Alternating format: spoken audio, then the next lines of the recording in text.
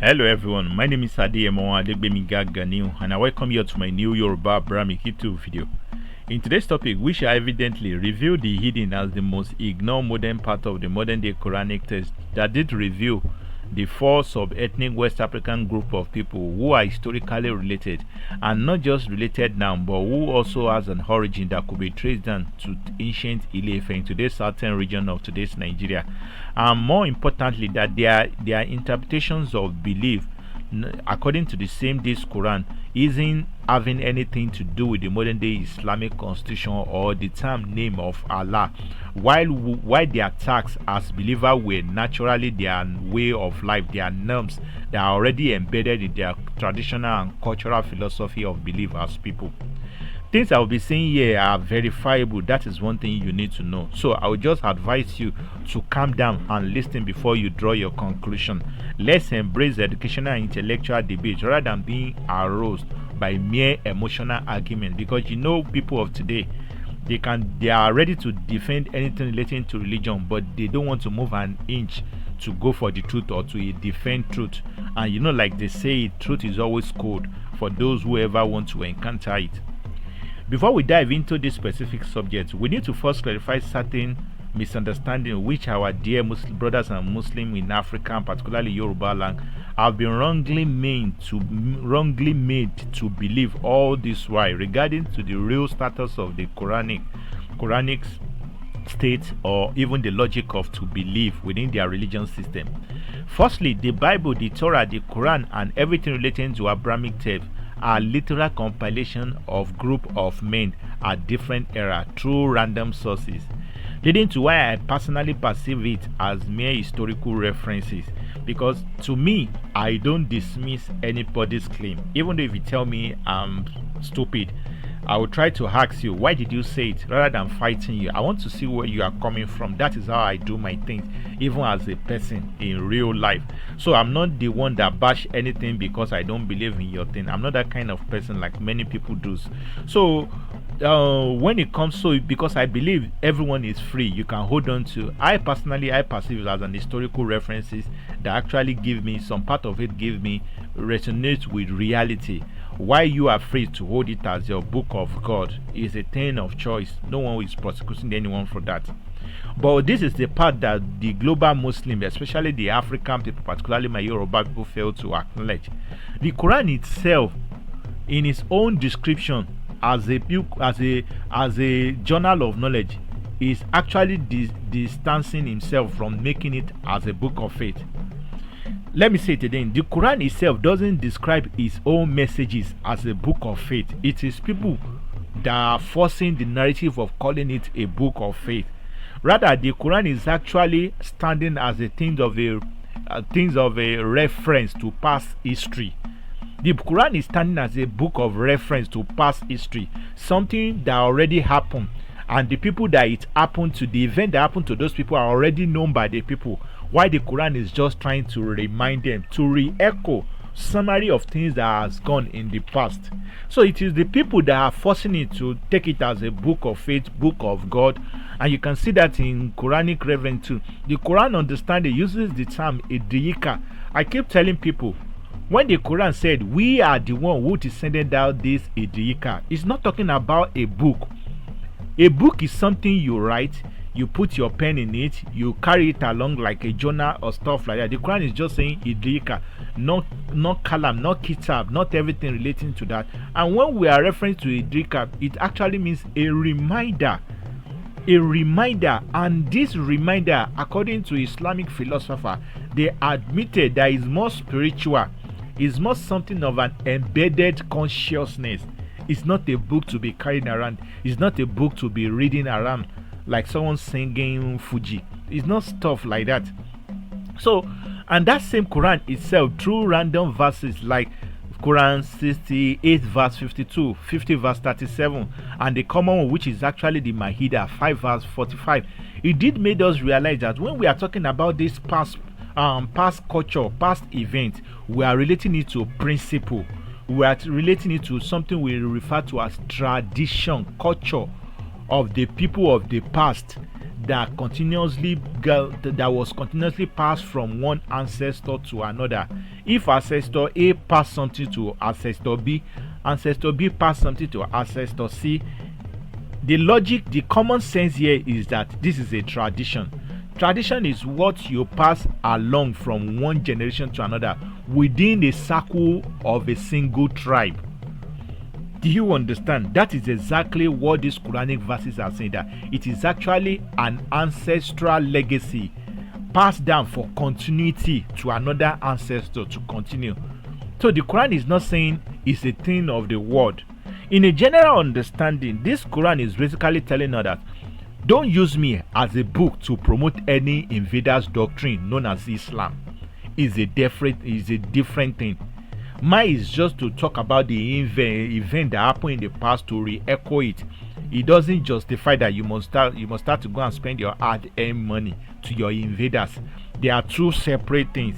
So I represent a summary of the culture of the certain ethnic group in Africa. That is what number one. Number two is also saying, don't project my message as a traditions of the world or message of the world, rather because it's only a reference to an adventure of different ancestors within a single tribe. Ancestor within a single tribe. Reading into why you can also see it in Surah Al-Baqarah 3 verse 33. All of them, they are related. They are just one family. So how can just one tribe, the message of one tribe, suddenly became the message of the universe?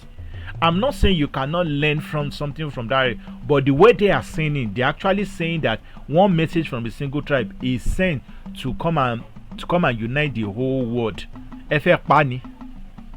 How can a messenger in Yoruba land be relating message to people of Chinese? How can they understand it?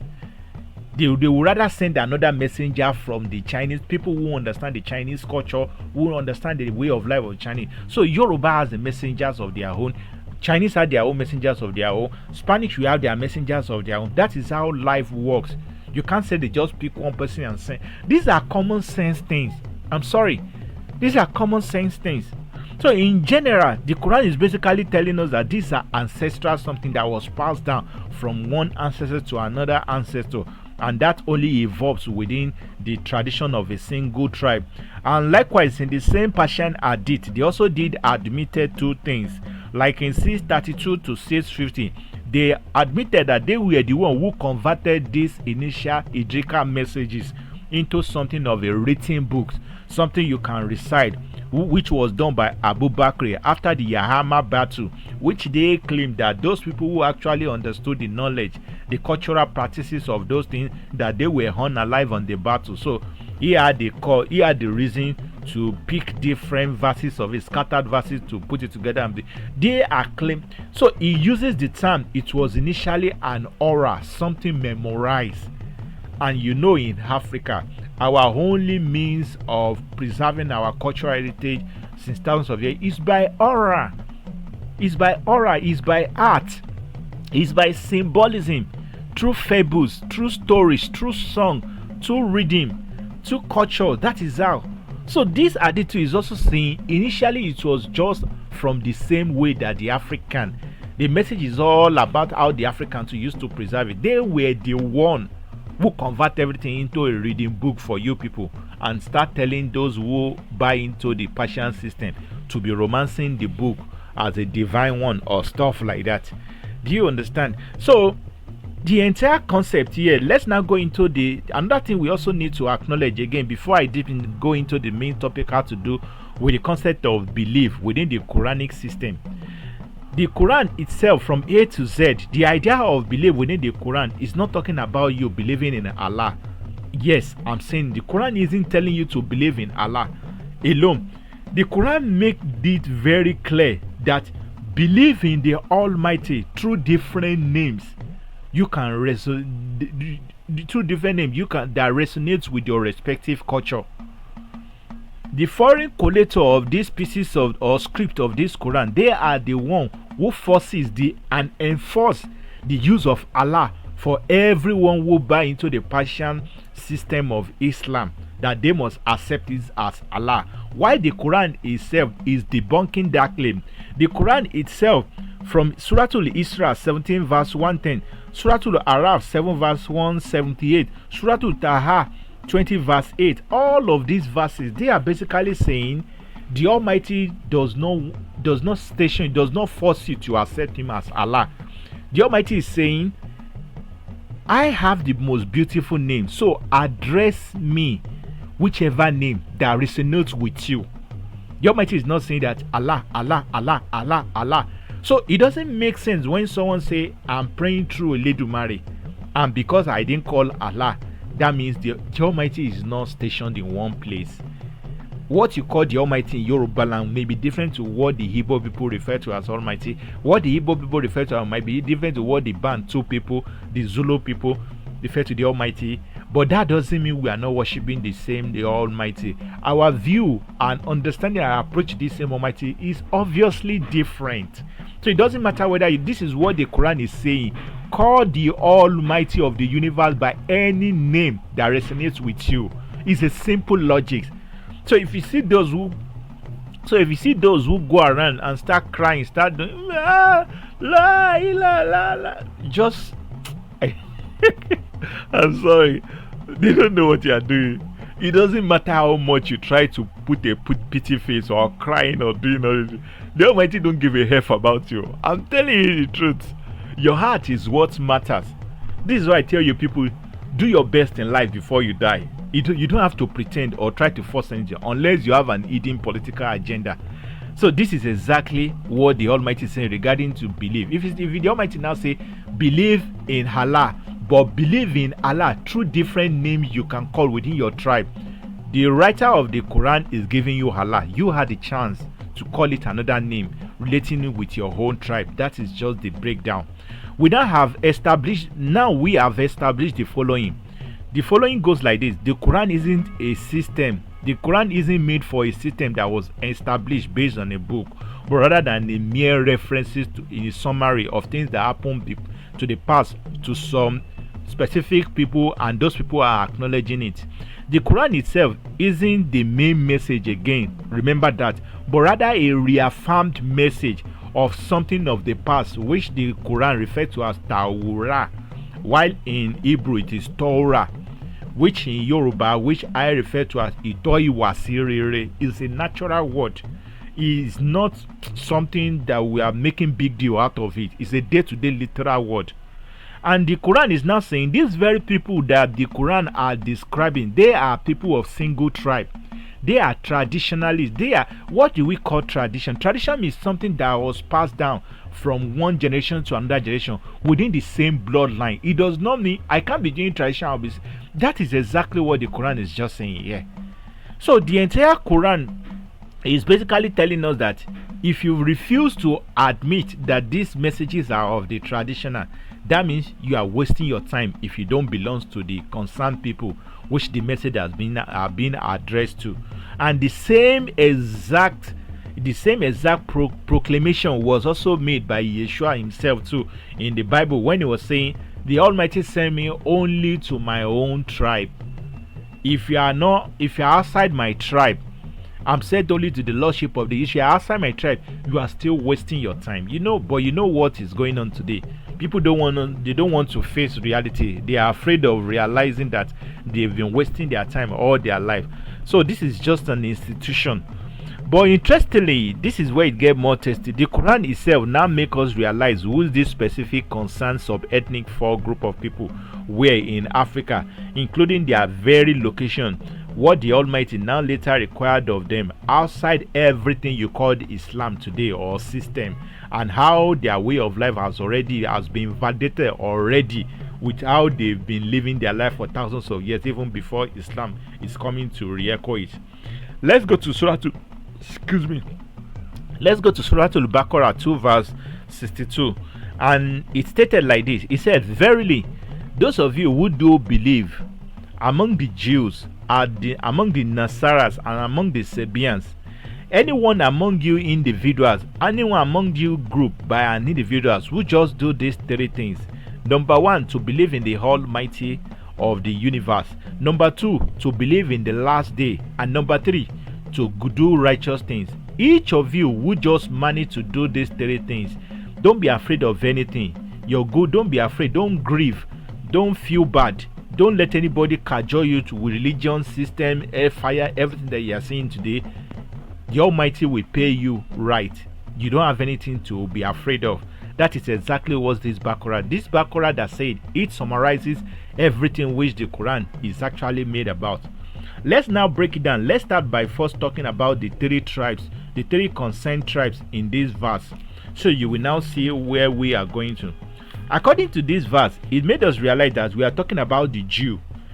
By now, original Jew were the black African people. If you actually still think that the Jews are those which you see today, which the mainstream projected and which your Bible has already referred to as the synagogue of Satan, the character impersonator, identity impersonator, then you need to do more self-discovery before coming to this video. We should also be known today that these Jews as well too, we all know today too as well that the Jews, the origin come from Negro land, leading to why they are part of the Judean people in Judah's location, which is today's Yoruba land, from ancient Ile-Ife territory that stretch and has been like that for thousands of years, long before the historical colonization of our history as in Africa after colonizing us into slavery. We also need to understand that this Jew tradition could also now be mirrored mostly through the Yoruba ethnic group of people and the ancient Ile-Ife people. There are original ancient Ile-Ife. Aside the fact that all of us are still people of Ile-Ife, Ile-Ife himself, they have indigenous, the pure, or which the Islamically they are being referred to Akkadian. Akkadian was derived from Akokoda, Akodaida. They are the first set of people who ever existed. They are the original ancient Ile-Ife people. So along them with the Ondo people, they are the original Ifa traditional. I made a video in reference to them too, my last previous video, and their natural way of life is tradition. It has something to do with religion, and they've been like that for decades, for donkeys, since the beginning of time. So the book now, so who are the Nasara? According to this Quranic framework as well, the Nasara people too is actually a title that was framed around a belief, is commonly framed in the mainstream media around a popular figure known as Jesus. It's sort of a non-existing character that was initially framed out of Eshu, which Abrahamic text later referred to as Isu or Asa, before they actually come up with the idea of Yeshua. And we know for sure Eshu, whichever way you perceive it, he is also from Negro land too, whose family too were being addressed as Negro teacher in second act as Judeo believer. But today you see they've turned it to Judeo Christian, when there's nothing like Christian. Who are the Sabians? Let's go to number 3, the third ethnic group of people that we're talking here. They are the Sabians. The Sabian too, politically, they are being told, we are being made to believe in the mainstream media that they are people, they are mysterious people whose identity are muchly unknown. That is what they tell you people that they want you to know. Some even claim they don't exist anymore. Some claim they don't know their history. But most scholars, they are trying to pick it that they might have probably come from Persian land, Iraq or Iran, and they mostly attributed them to the Mandean people. You know what I'm saying? But the part that I do admitted with them is that they say that these people that they are monotheist as well in nature, and they are related to Eshu, which is Yeshua too, and the man known as John the Baptist. You know, I told you who John the Baptist is. These are nicknames to confuse you. Nicknames in Arabic, John the Baptist is Yahya, and this Yahya was actually another Yoruba word from Yeye. They just like Allah, Al in Arabic is El. Just in Arabic, El, which is Eledumare, Elohim, where they pick that abbreviation from. But in Arabic, they turn E to A. This is why we have Yahya. Yahya is Yeye. And when we are talking about Yeye, Yeye is the one who baptizes people, who washes sins of divinity or from stream river. This is where they got the concept of Yaya baptizing people. John the Baptist baptizing people is Yeye. They are talking about Onisheshe, our traditionalists of water people like Oloshun, whatever. You understand what I'm trying to say? So these are the people they are just coining those names. In Arabic, everything A is E. I will tell you my secret about how I can translate the whole Quran into Yoruba. You will be shocked because I have my principle that I use. You will just realize that you are reading Yoruba.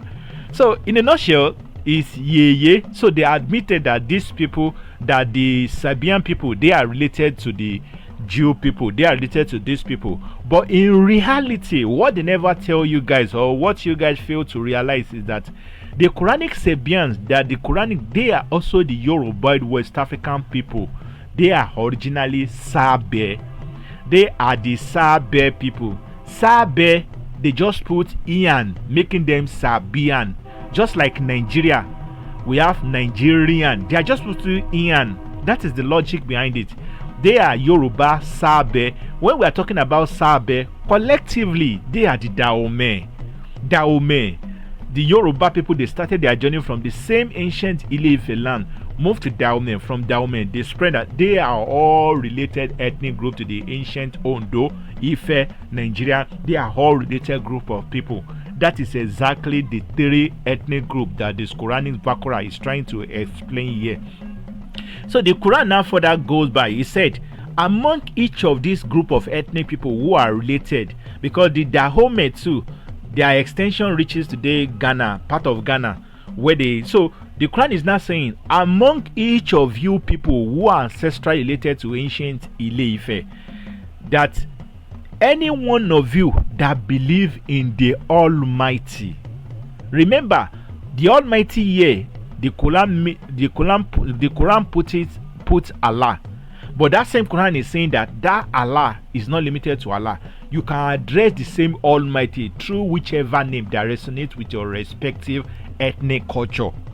Like that in outside Africa, in outside Nigeria, they commonly address Ile-Dumare mostly as Yahweh.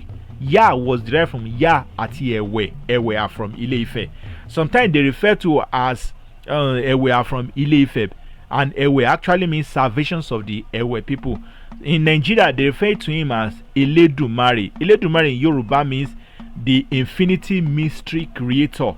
Infinity, something you can't comprehend, something beyond human comprehension.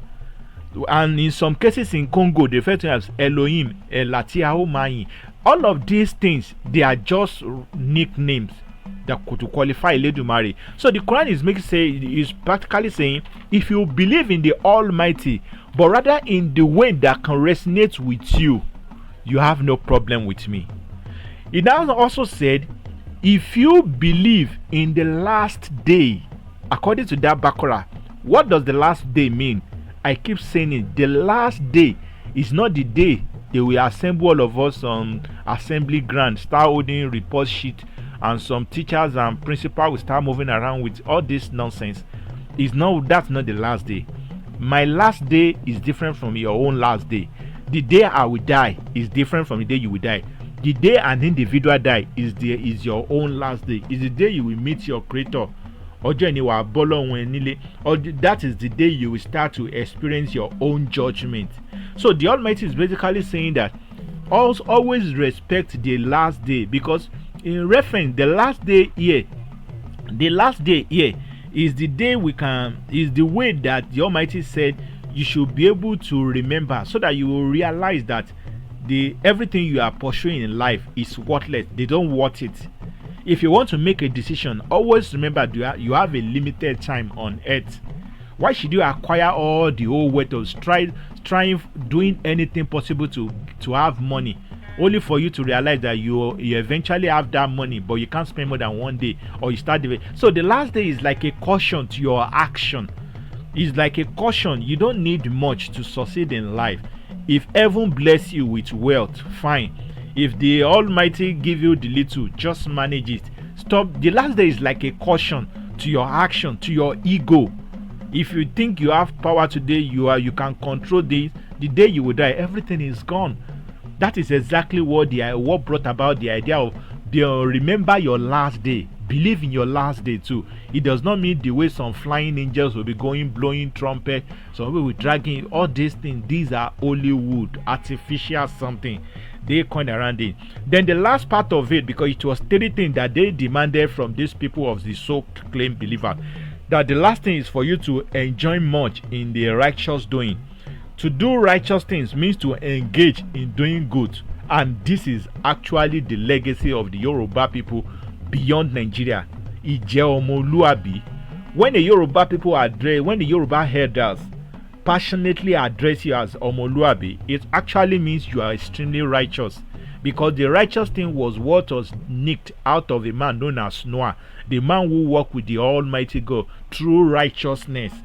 So the Yoruba Bible, they coined that after our legacy. Ije omoluabi, being an omoluabi that resonates with the logic of Noah's righteousness, actually means to be respectful, to lie down when you want to greet your elder, to obey your parents, to be cheerful, to be lending hand to the need, stuff like that. These are qualities of being righteous. So the Almighty is basically saying, just do the 3 things. Fear me. Always remember that. Always remember that anything you do, I'm seeing it, and I will give you back in your coin. Through I will give you back in your coin. So the second thing, be cautious of your action. Don't live your life as if you will live forever. You have a limited time, so do the right thing. And the third thing is that enjoy in doing good things, so that people will remember you, that this guy really tried his best during his time. That is all. So if you check out everything that actually qualifies being a good person, according to the same Quran, being the validated person by the same Almighty or the universe, which of it is referencing to 5 pillars of Islam? Let's go by that way. Which of it is telling you to go and spend your yearly hard-earned money for those who invade your forefathers and enslave them to East Africa, from East Africa to? Which of it is telling you to start banging your hair to an unknown deity in that black cube? Or which of it is telling you that to say La ilaha illallah Muhammadur Rasulullah and your sins are forgiven? Just like some will deceive themselves and say, just believe, your sins have been forgiven. Which of it is resonating with everything you relate to Islam today? The only thing that is validating what you refer to as Islam today are the collated things outside this Quranic text, which were given to you by the same invaders who actually want you to remain subconscious slave to them. These are the texts, not the Quran. So the Quran itself doesn't even want you to hold him with like a religious book, but rather to handle it as a reminder. So I'm telling you people, I'm not here to attack anybody. This is just for an educational purposes. Everyone has his choices to live, but we have a duty to enlighten people. You have to be able to differentiate your right from wrong. This is no matter of emotion. Emotion destroys people, but truth saves you. It may actually be bitter at first, but at some time you'll begin to realize that it pays at the long run, because knowing the truth, your mind will be free of burdens. Your mind will be free of don't do this, don't do that, don't do. You will be free, and most importantly, you will be able to explore to make the right choice of the faith you should go. So I'm not saying this is bad, that is bad. We are all mature people. I will see you in my next video. This is where we shall come to an end. Make your comment known respectively, please.